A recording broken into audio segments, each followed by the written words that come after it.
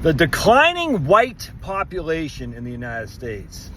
You know, this isn't good. Having a cultural, a cultural, what's the word I look for? Dominance is important in almost any society. It's not. We've had many societies run by minorities. Many societies. I mean, was it Iraq or Iran or something like that? I can't remember. Maybe it's even Syria, where the minority is running the major majority, and that, you know, that's not good, man. That's not. South Africa, perfect example of that, with apartheid. But now we're getting into the problem of minorities across the board.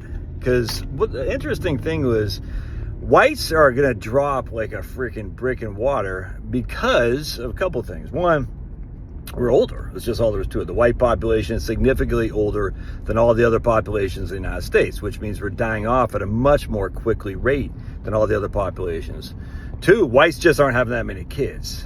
Asians aren't having that many kids. I mean, there's a lot of, you know, culturals that are not, but whites in the West in particular are not, or not in particular, the whites in the West aren't having that many kids in Europe. And of course, in America, we're doing better than they are in Europe because we kick ass and they don't. But I don't even know what the replacement rate is, what, 2.1 per woman? I'm not even sure though if we're even getting that in whites in the United States. I don't know.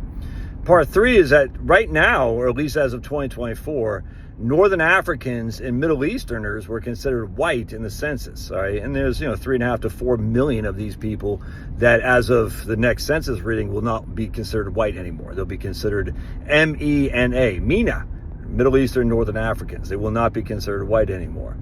And that's a significant population, and I certainly imagine a lot of that population is having more kids than your typical white that we have here in the United States. So we're dropping, and yet somehow, because the baby boomers are still in charge of the cultural dynamics in terms of they don't recognize how much the country is different from what it used to be when they were growing up in the 60s and 70s.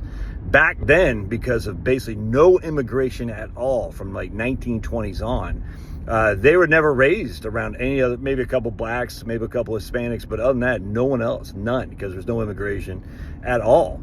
And they still think, because who they see in their upper enclaves of society, they think that's the rule, not the exception. And they're just wrong, dude. And this is the issue with the baby boomers, is that they're still living in this falsehood of, the 50s and 60s and 70s, where, I mean, hell, even the 80s. I mean, just look at some of these videos they post on YouTube about growing up in the 80s, high school in the 80s and stuff. And it's very white, if you went to a ethnically diverse school, but those were the exceptions, certainly not the rules. And that's just not the case anymore. And we live in a very affluent northern Fulton County town, and it's definitely predominantly white, but it's not heavy white, I'll tell you that right now. It's just not. And it's going to be interesting to see how this shakes out, because has there ever been a society that is a large number of minorities all vying for power? I just don't know. I imagine there probably has been. I just don't know what it is. But it's going to be interesting to see. And all these idiots, all these white people particularly, well, this is great. White people are losing, they're losing power and stuff. These people are just dumbasses. There's no other way around that. Those are idiots. The white guilt is so boring. I'm like, oh, God. And the problem, of course, is as more and more whites recognize that we are the minority, more and more whites are going to be gathering force to say, hey, if everyone else can join a affiliation based on skin, why can't we?